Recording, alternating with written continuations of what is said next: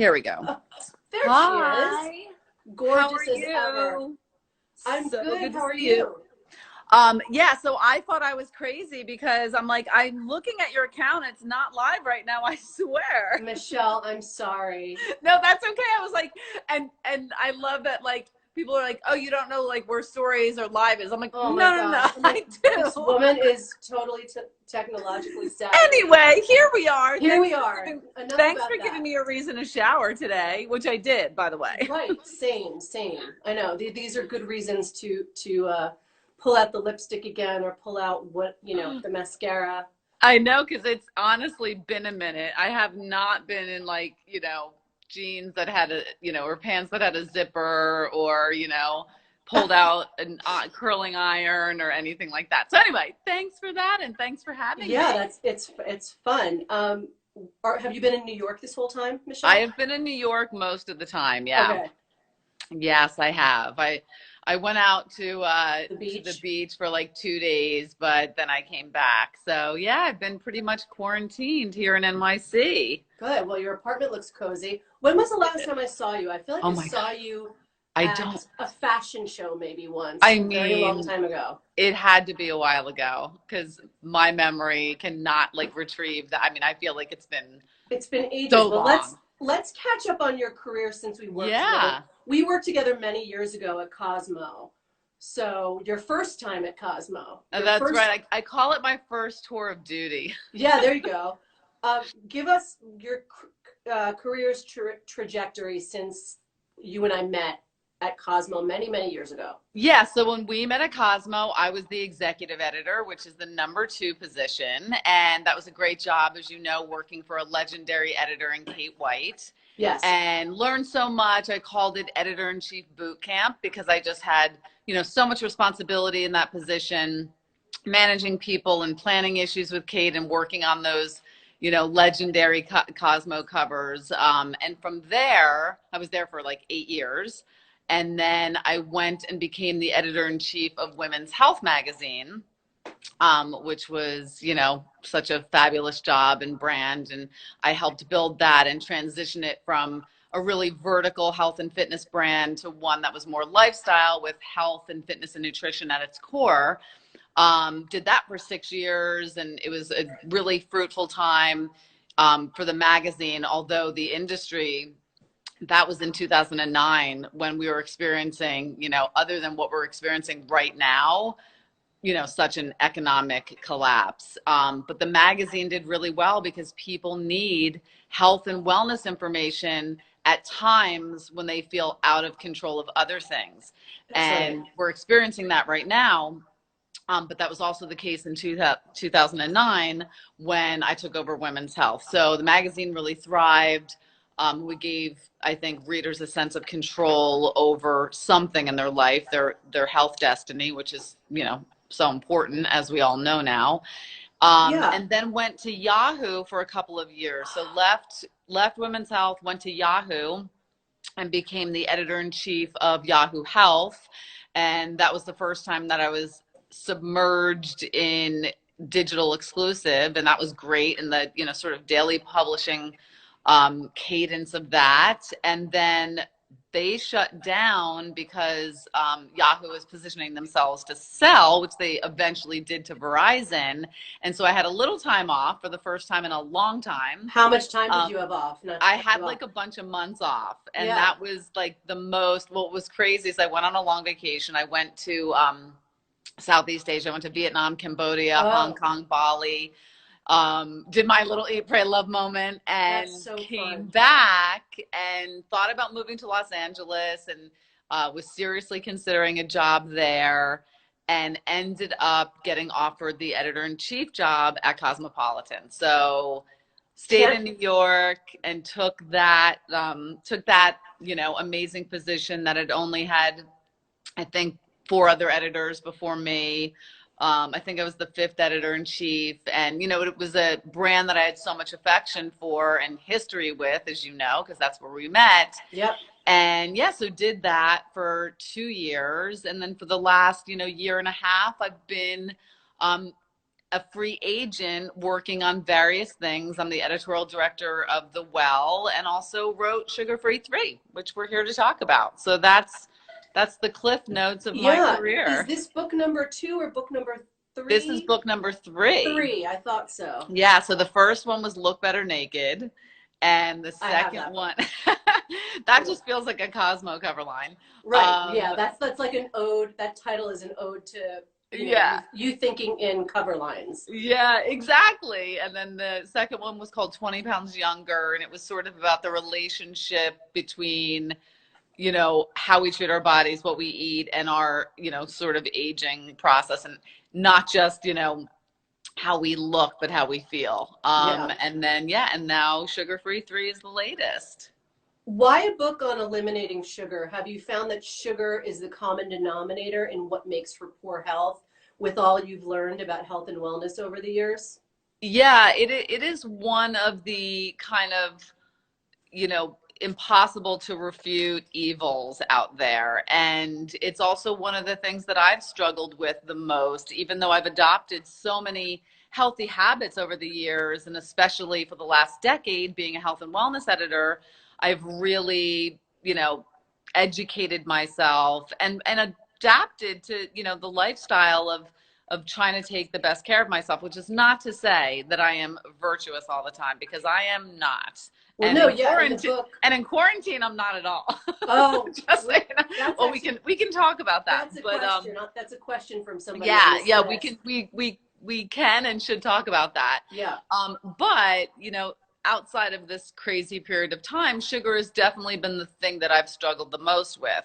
So the combination of those two things, knowing from, you know, research and a lot of available information that it is a dietary evil, and then also having struggled with it myself, it was a topic that I wanted to tackle. And I had great partners to tackle it with, because it's not just a book, it's also a video series, which maybe we'll talk a little bit about, on an app called OpenFit. And on Instagram, it's at MyOpenFit. So I really wanted to delve into the topic. Yeah, I was really surprised, not surprised, I don't know why I said that, I'm surprised, but that you do have a sweet tooth. You have like a thing for gummy candy, which is funny because I do not have a sweet tooth, but there's something about that kind of candy. I don't know if it's like the texture of it. Yeah, maybe. And then you also talked about how wine is one of your favorite things. And I think anyone that has any understanding of what sugar can do to your health knows that wine, unfortunately, is a no-no and pretty hard to give up. When you're following the plan, what is your wine intake like? So the thing about the plan is it does ask you to give up. It's 3 weeks. For 21 days, it asks you to give up all alcohol, except for the once a week mindful indulgence is something that I built into the plan. So the mindful indulgence in Sugar Free 3 is once a week, you're allowed to eat something off the not allowed list of foods or drinks, and that includes wine. So once a week on the program, once a week, you can have a mindful indulgence if you choose, if you think it's not going to derail you. That's what Some people, they are better off just abstaining for the 3 weeks. Other people feel like looking forward to that once a week mindful indulgence will get them through the program. I used wine as my mindful indulgence. So it's there if you need it, but it's not something that you have to or necessarily should do. And the thing about alcohol that's tricky is that it's not, you know, it's not really like other sugars. A lot of times with mixed drinks, it's the mixers that are the problem. With red wine isn't even so much of a problem in terms of its sugar content. By the dry red wine, by the time the fermentation process happens, there's not that much sugar, and it has some, you know, health benefits to it, marginal antioxidant, you know, fueled health benefits. However, your body treats it like a toxin, and it does struggle to, you know, deal with it. And so when you're going through Sugar Free 3, why challenge your body more? You're already going through changes, both, you know, the way your physical body is reacting and also just your habits. So why challenge it even more is my thinking. So that's why I eliminated it from the program, which is, you know, is tough to do for a lot of people. Yeah. Can you explain a little bit more?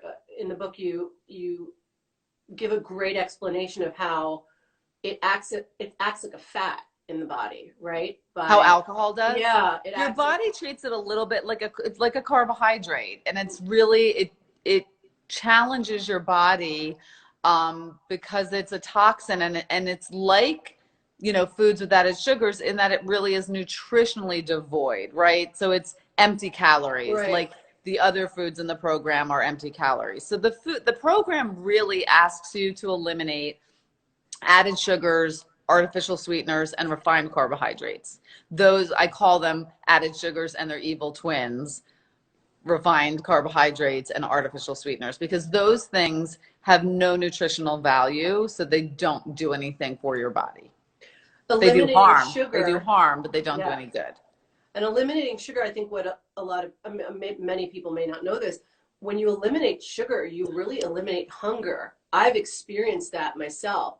Do you know what the science is behind that, Michele? When you stop eating sugar, your appetite just sort of shrinks, right? Well, your appetite for sugary foods certainly shrinks. So, you know, to my earlier point, foods that are laden with added sugar are empty calories. Empty calories are not satiating.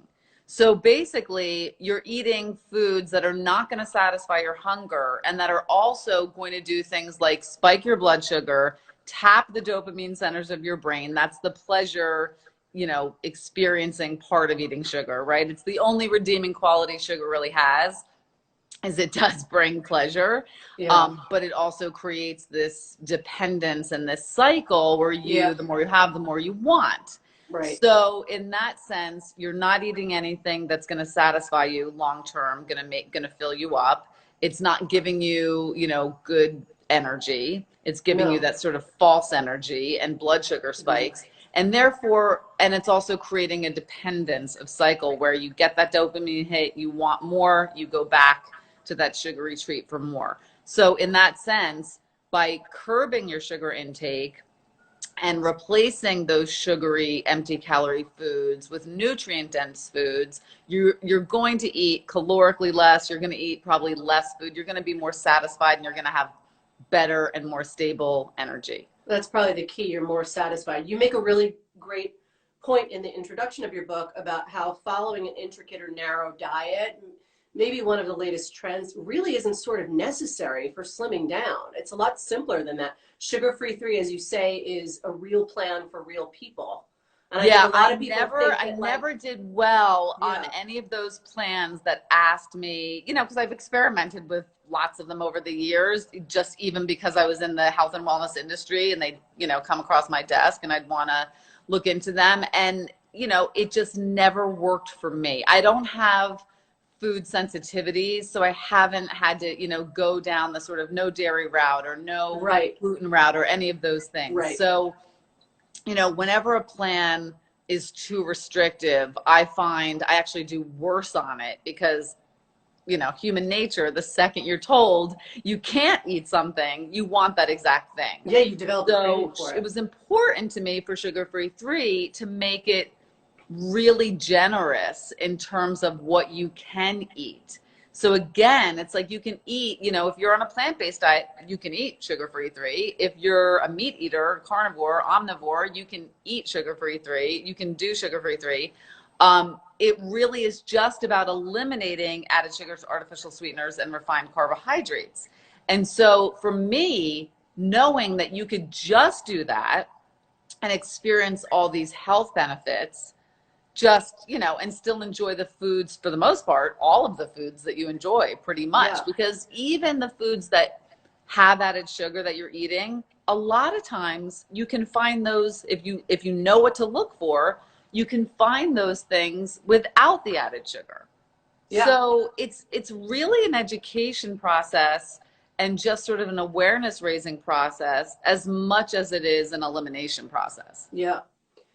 One of our followers is asking, can you break down what refined carbohydrates are? So refined carbohydrates is basically, it's a wheat that's been stripped of its nutrients, right? So it's been stripped of all the things that make it nutritious. That's why whole grain products, whole wheat and whole grain products are allowed on sugar-free 3. And refined carbohydrates are the ones that have been refined or processed and been stripped of the nutrients and then had usually sugar or something else added to it to make it more palatable. So if you're looking at, the easiest example would be bread. If you're looking at a bread and it says, and there's lots of tricky marketing language. So if it says wheat on the package, it is not a whole grain. It is a refined grain because it's not a whole wheat. And so that, wheat label is really put there to, I think, to trick you into thinking it's got health or redeeming qualities when it doesn't. So it's just a refined carbohydrate. Is it's been, stripped of its nutrition and just, processed so that it doesn't really have any benefit to you. I love how you say in your book that your health food growing up were Fig Newtons. Oh my God. And I think, I'm right there. I get that. Things have really changed in terms of standards for nutrition. A lot of people need to undo what they grew up with and what they've learned, right, Michele? It's kind of, miraculous that I survived my childhood when I think about what I consumed. I mean, it was pretty bad. And it wasn't uncommon. Our pantry was filled with sugary cereals and things like Fig Newtons, which, seemed like a healthy thing because they had like, I don't know, some kind of fruit, but it was like a sugar-laden jam of a fruit, inside a refined carbohydrate. It was a cookie. Yeah, Fig Newton is a cookie. We drank Yoo-hoo. We ate ice cream. There was cans of fruit in the cabinet that was covered, cans of fruit covered in like sugary syrup. I mean, yeah, we had that too. Honey is just, I actually have, Beth and Michele, I have this question here. Yeah. From somebody who wrote into us. And I actually have that question myself because it's the one thing that annoys me. Why honey? Things like Manuka honey, and that's what our follower wrote in about, is like, isn't Manuka honey this special honey that, we can get into what Manuka honey is. Why honey? It kind of kills me that honey's on that list, right? Well, because your body treats all of the things that are on this list, maple syrup, honey, all of those things, as a sugar. It spikes your blood sugar. Right? So even though honey might have some marginal health benefits, right? Like I'll give you for instance, I have pretty bad seasonal allergies. Yes. And there is some evidence that eating a spoonful of local honey does help temper them. And New York City, it's kind of funny. I have a medical herbalist that I consult with for my own health. And she referred me to this guy at the Union Square Farmers Market that actually sells local honey. I've seen the honey guy. I know who that is. Yeah. So basically this guy has beehives all over the city on rooftops. And so you can buy honey for your neighborhood. So I live in the neighborhood of Chelsea. So it's like you can buy honey from Chelsea. I love that. So presumably it was, like the bees, used the local, flowering bushes and trees in Chelsea to, produce that honey. So I will have a spoonful of that every day during this like super, it's called like a super bloom, like allergy season.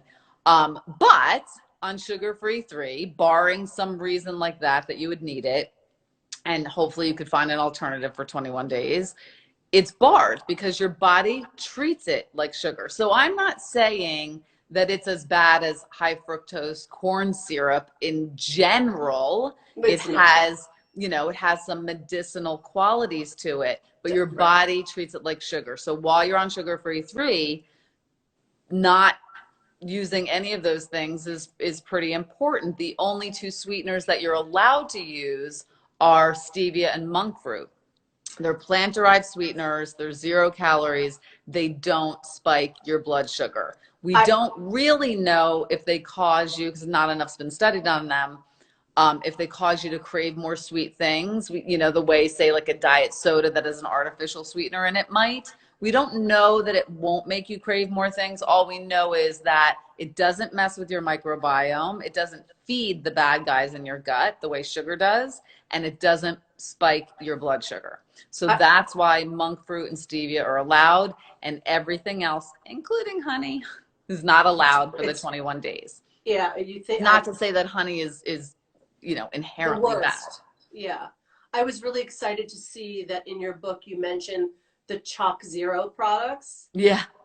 Which we, you know, we have at our office. We have a whole host of Chalk Zero products. There's everything from, and they're all sweet products, I would say, made with monk fruit. So there's chocolate chips. There's even maple syrups and chocolate syrups. Yeah, and with any really of those things, you know, you always have to read the label, but there are more stevia sweetened and monk fruit sweetened products now. You know, I think they're so amazing, especially, and I love chocolate too. Gummies, chocolate, I like them both. But I think it's amazing to have these alternatives that you can eat when you really want that. You want that thing. Again, to my earlier point about how you can often find what you want in a healthier or sugar-free 3 approved version. So yeah, I love those products that are sweetened with healthier sweeteners. I wouldn't say go hog wild on them all the time because it's not like they're nutrient dense foods. But you know, when you're craving that texture, that taste, they're great. Yeah. And I think also, Michele, most people aren't aware of just how many brands and how many foods are packaged in a misleading way when it comes to nutrition labeling. I mean, a place like Whole Foods is filled with those products. I mean, totally. I'm not sure every grocery store I'm aware of that. Yeah. But a lot of people are not aware of that. Even a place like Whole Foods is filled with that kind of stuff. Yeah, and that's where you have to be your own advocate and you have to be educated, because you can't assume because you're walking in a place like Whole Foods that, you know, reportedly just sells whole foods and things that are healthy. Yeah, they have a tremendous array of healthy products, but you always have to read labels, because if you read the label of many of the breads or salad dressings or, you know, marinara sauces or ketchups or other things, yogurts in Whole Foods, you'll find added sugar. Yeah. And they do. It's like added sugar hides in savory products. And I think that's what is most surprising to a lot of people, is that it's not just the cookies and the cakes and the candy and the soda when you know you're consuming sugar. It's when you're eating products that are savory and not so-called sweet foods that have added sugar, that you're getting doses of it that you're not cognizant of. Right. And if that's part of your food routine all week long, the salad dressing that you're using every week, that adds up, and it adds up. It adds up. Yeah. And it also contributes to that cycle of dependency. So again, it's so much. And in Sugar-Free 3, both the book, but also in the video series on OpenFit, I really walk through, especially in the video series, I really walk through how to read a food label, what ingredients to look out for. Now, food label laws are changing, and you'll start seeing added sugars being listed under total carbohydrates. However, not all companies have to comply with that until I think like 2021 or maybe further out than that. And even when they do, I still think it's a good idea to know what you're eating. 100%. What exactly was the catalyst for the book? Can you give us the backstory? Take us back to that moment in time.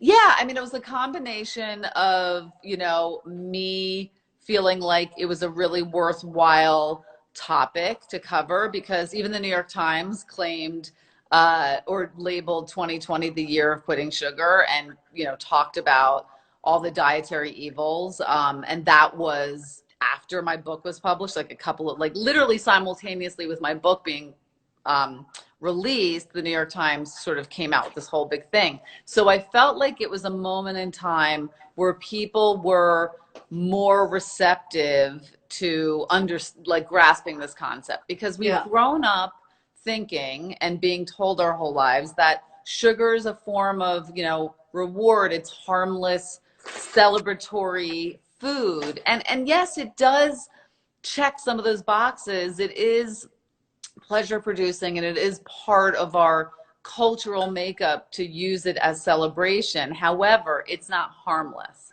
So we should know that, and maybe we should, find alternatives for rewards for kids and, ourselves and, for parties.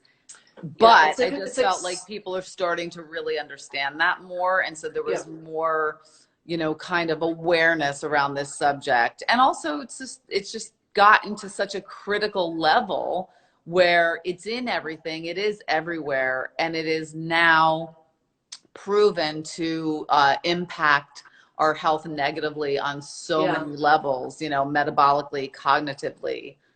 It's true. It's a really important book to be putting out there at this time. You're right. Thank you. You're right. It's proven time and again that sugar is not innocuous, and yeah, Amy has a question. Amy's asking, of all the health experts that you know and have met, which have been the most influential on you personally and why? Oh my God, that's such a hard question to answer. It's a great question. It's a hard question to answer.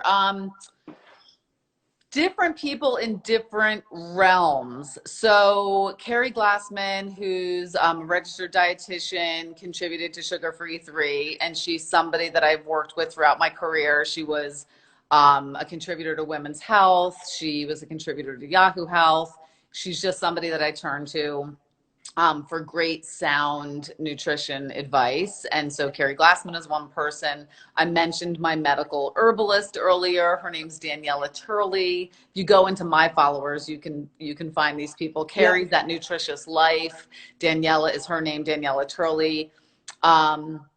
Danielle is just like a, unbelievably knowledgeable medical herbalist, but really about health and wellness in general.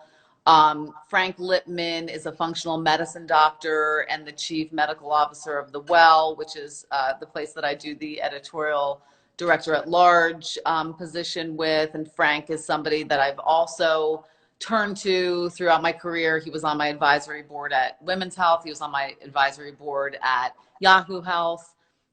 So he's amazing, a pioneer of functional medicine.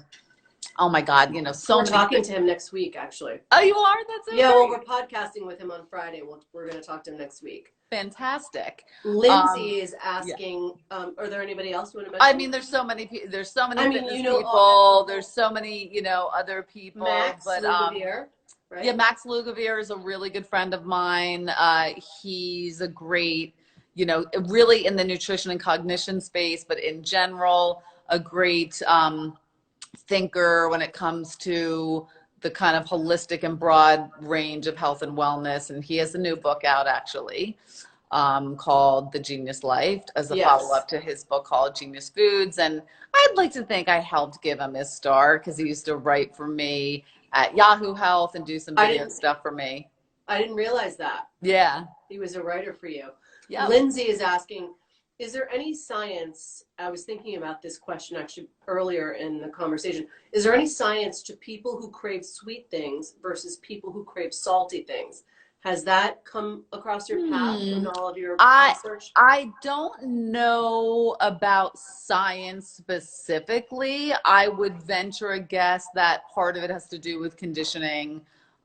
There may be some genetic or, biological reason behind why you would crave one thing over the other, but not that I'm super well versed in. Got it. Marla asks, is in your book, you say in your 20s and your 30s, you're likely doing harm that you'll feel later. And she wants to know how so exactly. Totally. And this is something, because we just talked about Max Lugavere, this is something that he talks about a lot. And basically what we're doing now may not be expressed, and let's use cognition maybe is the easiest way to talk about it. The things that we're doing now are causing damage that may not show up in an obvious way. So in cognitive impairment is a great example, because you may not be experiencing signs of dementia or things like that, obviously earlier in your life. However, the nutrition or lack thereof, or the lifestyle habits that you have an impact on whether you will experience that in the future. And that is, you know, both scary and powerful in the sense that you still always have time to make better choices. Yeah. And that's all information should be, is an opportunity to help you make a better choice. That's right. And it is, you know, very, very true of nutrition and cognition, because when you're consuming all of this sugar, it has an impact on your brain health, but you may not see any signs of that for decades. So again, that's why it's important to know now when you're young, or for kid, you know, even what you're feeding your kids, it's not harmless, and instituting good habits now will have an impact on them many, many decades from now. Yeah. Can you talk a little bit about what other things you should be doing on this diet to feel better, feel well? Totally. Beth in the chat is asking that question. Yeah, it's a great question. So many things. So the first thing I would say is exercise is optional while you're doing sugar-free 3. I personally felt so much more energetic after the first couple of days. You know, the first few days are tough because you're, you know, weaning off sugar and you might feel a little headachy. So one, exercise if you want to, but you don't have to. I felt like I had bonus energy on the Open Fit platform. For the Sugar-Free 3 program, I enlisted another one of my wellness gurus, my really good friend Lauren Roxborough, who is an alignment expert and a fascial expert, and she does a lot of what she calls movement medicine with foam rollers and just other things too. I had her create some videos specifically for Sugar-Free 3 that were kind of detoxifying and relaxing and not super like high impact, high energy, for people who didn't have that energy but wanted to move and wanted to kind of assist their body a bit. So you can check out Lauren on Instagram at Lauren Roxborough, or she might be Low Rocks. Go into my followers and you can find her. And also on the Sugar-Free 3, my Open Fit programs. But so exercise if you feel good about it, but definitely hydrate more, especially if you're prone to headaches, which I am. So hydration, which will also fill you up if you're feeling, you know, like you're craving something. You can flavor your water with citrus or something like that. But also sleep. And the two things that I found almost immediately when giving up sugar: more energy and better sleep, better digestion. So many good things happened, but better quality sleep. Sugar is really, or overconsumption of sugar is really disruptive to sleep. So I think whenever your body's going through a change, you want to be really kind to it. And I think sleeping and hydrating and moving a little or a lot, depending on how you feel, all help assist you in this. And also just from a kind of emotional standpoint, because eating sugar has that kind of emotional component to it. You know, just like if you're a meditator or listening to some, you know, I have some guided visualizations that Lauren helped me put together on Sugar-Free 3. Just that kind of work is I think really important too when you're, you know, going through this. It's going to help you. Speaking of symptoms and, you know, sleep gets disrupted, I have a question for you. Yeah. You talk about maxing out on sugar after the holidays or after the summer, which I get. I mean, I think we all get that. Can you describe how and you say that at the end of the holidays or at the end of the summer, you can really feel it. Can you describe exactly how you feel it specifically? Yeah, well, definitely, you know, it's like I'm a wine drinker. So it's like, you know, in the summer, it's like, oh, nothing's better to me than like being out with friends on a rooftop or, you know, somewhere, you know, Greece or Italy, drinking some wine. It's so enjoyable to me. But like when I get to the end of that holiday period or the end of the summer, I just feel lethargic. I've put on a few pounds. My skin's probably not looking its best. I just feel kind of toxic. And, you know, I try not to ever get to that point, but that does happen at the end of a vacation for me and at the end of the holidays for me. And so I love that Sugar Free 3 is kind of a program that you can easily dip in and out of if you want to. And there's 3 maintenance plans at the end of it. So you can keep it going, or you can start adding in some of the not allowed things. You know, hopefully you never go back to that baseline of before you started Sugar Free 3 where you were consuming too much. Where you're just all over. But I know that like after one of those periods of times where I'm just not feeling awesome, that I can go back and just do another round of Sugar Free 3, and you know, it's there for me. It's actually, this brings me to the next question from Ginny, which is, how did you determine the 3-week duration for Sugar Free 3? Yeah, I mean, 3 weeks, you know, it's sort of a period of time where you're able to, one, feel the difference. It's long enough that you're going to start to feel the difference. And that in and of itself is motivating. And you're going to start to see the difference. That's very motivating. Yeah. But also, it's around the time where habit changes start really kind of taking hold. So days. It's like slightly arbitrary period of time, but it's also meaningful period of time in that you can feel and see differences, and you also can be in that mode of having the momentum of changing habits that will then stick. Here's a fun question from Lola. I love how your book is designed for people who like to cook, are willing to cook, and who don't cook. I love that too. I think that's great. Yeah. It's so smart. Which category or categories do most of your friends fall into, would you say? I have every category of friend. Like I have friends who are, you know, kind of like Carrie Bradshaw was in Sex and the City, and keep, you know, like keep things in their kitchen that are like, treat it like a closet. You know, she kept like her shoes in her stove. She kept her and sweaters then I have in her friends stove, who are like amazing cooks. And I kind of feel like I'm, you know, I'm sort of in the in between. I do both. I order in food, live in New York City, but also, you know, enjoy cooking when I can. And I've definitely been, you know, cooking a bit more in quarantine. So yeah, so I wanted to build the plan in a way that you could also move between categories like I do. It's like, so I like to cook sometimes, and then there are times where I'm busy and I have to order out. Right. And I like to go out to eat. And I didn't want people to feel like, oh my God, this means I'm like trapped in my house when I'm not in quarantine. Right. And, you know, I can't go to a restaurant and do this plan. And you absolutely can. Another Michele has a more specific questions about which spices do you personally cook with on this plan if you're eating this way? I am like a spice crazy person. I love it so much. And so I would say like I add a lot of spice to my food, like chili flakes and things like that. I love cumin. I love cardamom.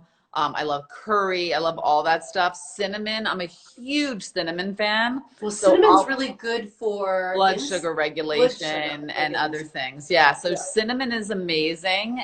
It's, you know, medicinal, and it also just tastes great. And it's a sweet and spicy kind of thing. So I will sprinkle cinnamon on an apple.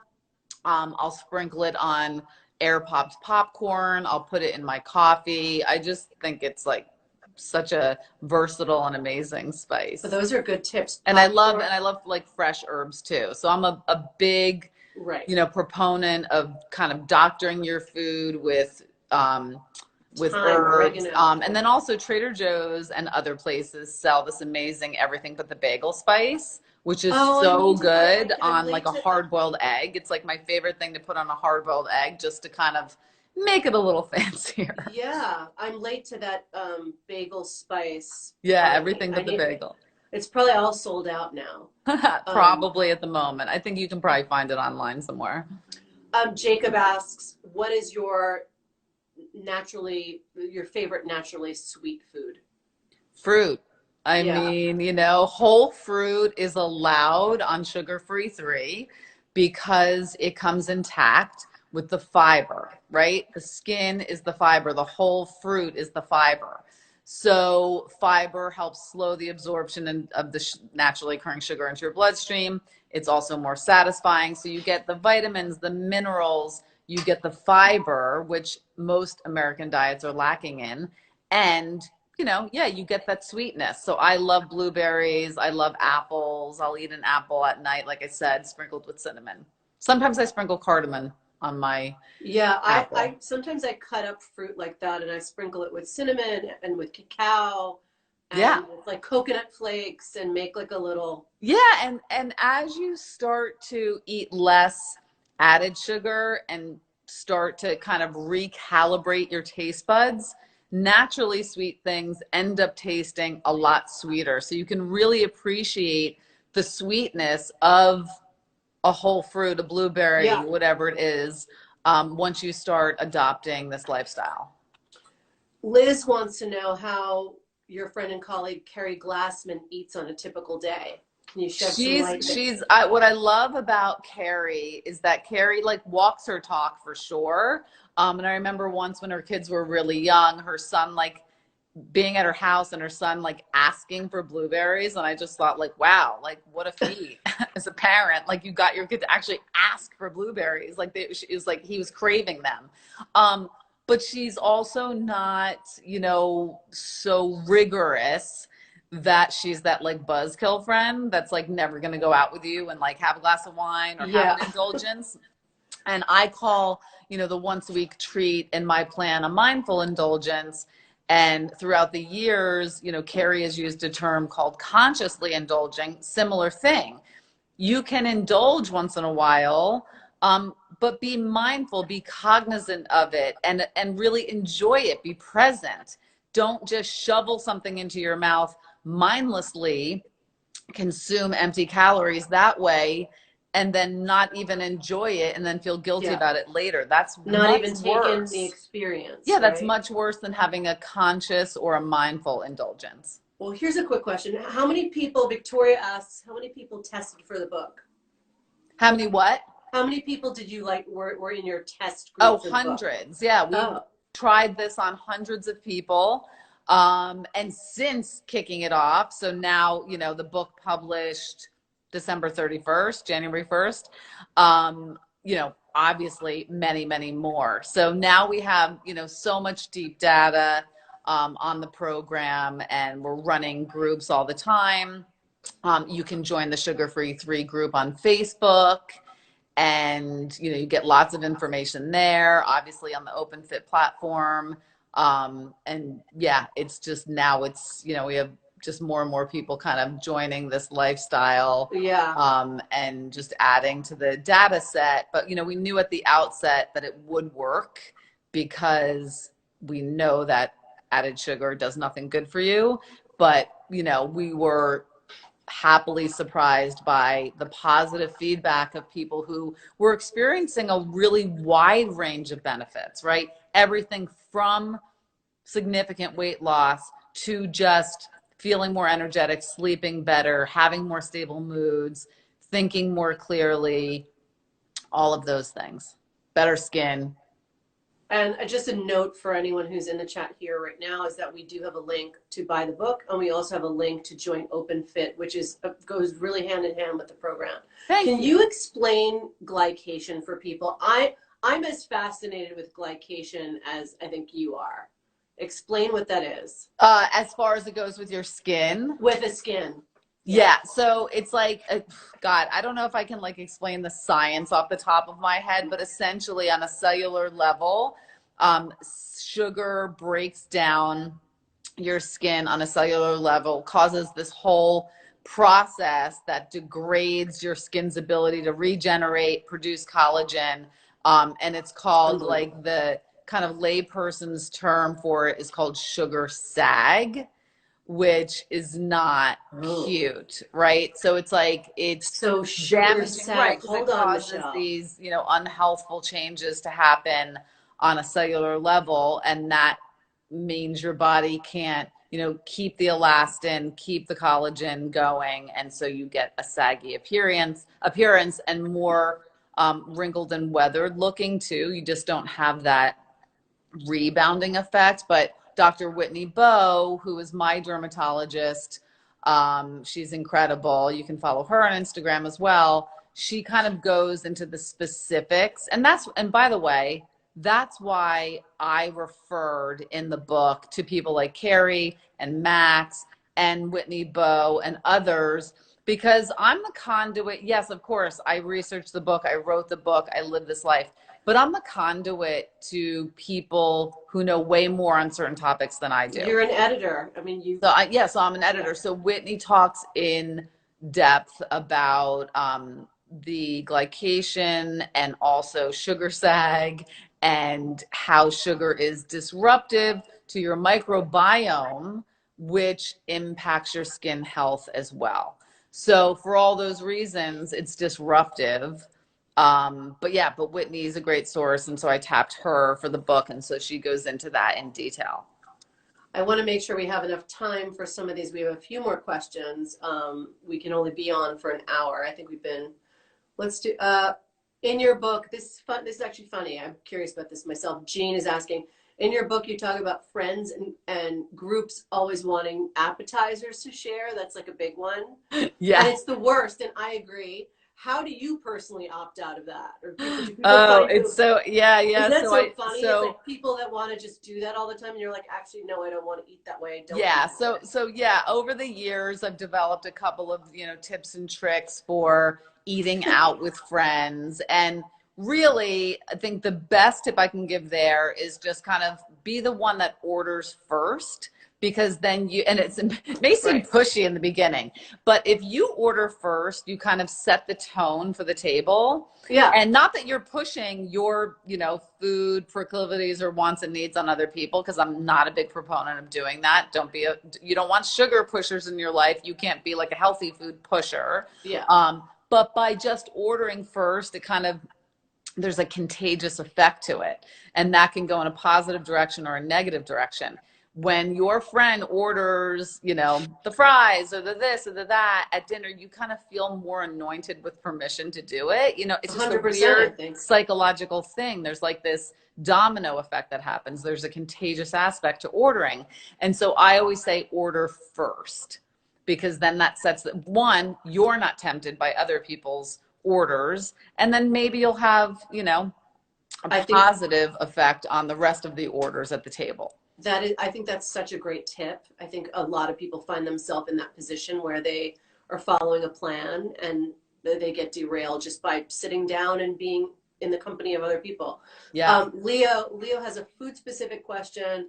I hear all sorts of conflicting information about rice, brown rice. You talk a lot about rice in the book.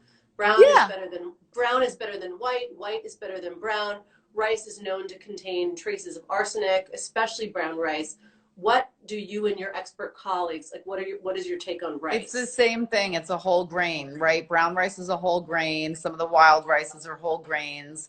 And they are more nutritious. And I'm not saying they're the most nutritious food you can find out there. They're more nutritious than white rice. I eat white rice when I'm not exclusively, but I'm saying I will eat it sometimes. If I'm ordering a curry, I might have a white rice when I'm not on sugar-free 3. But as a general rule, because when you're creating a program, you have to have, there's always going to be nuance and exception to rules, and it's really, really difficult, but you have to have guidelines, right? You have to have rules of the road when you're creating a program. So if you get into, all of the teeny nuances, then there'll be exceptions to every food on the list. So for that reason, the whole grain rice is permitted during the 3 weeks, and the white rice isn't.